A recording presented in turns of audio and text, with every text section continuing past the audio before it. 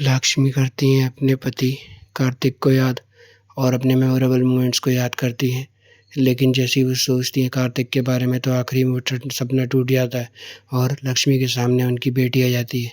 ये बेटी कोई और नहीं बल्कि वकील साहब की बेटी है। वकील साहब की पुरानी पत्नी जो है वो उनकी लक्ष्मी की तरह दिखती है, इसलिए वो उसको अपने घर ले आते हैं। दूसरी तरफ जब जैसे ही सपना टूटता है तो यहाँ बोलते कार्तिक और लक्ष्मी एक दूसरे से दूर हो जाते हैं और लक्ष्मी के सामने उसकी बेटी आ जाती है और वो उसको मामा बोलती है।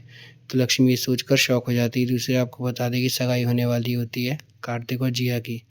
दोनों ने एक दूसरे की अंगूठी पहन ली होती है, लेकिन कार्तिक बिल्कुल भी एक्सेप्ट नहीं करता है। कार्तिक मन ही मन सोचता है कि मेरे पास अभी भी लक्ष्मी की महालक्ष्मी की अंगूठी है और वो मेरे साथ हमेशा रहेगी। और जब तक ये अंगूठी मेरे साथ है यानी कि मेरा रिश्ता लक्ष्मी के साथ है, तो मेरा जिया के साथ कोई रिश्ता नहीं है अभी भी।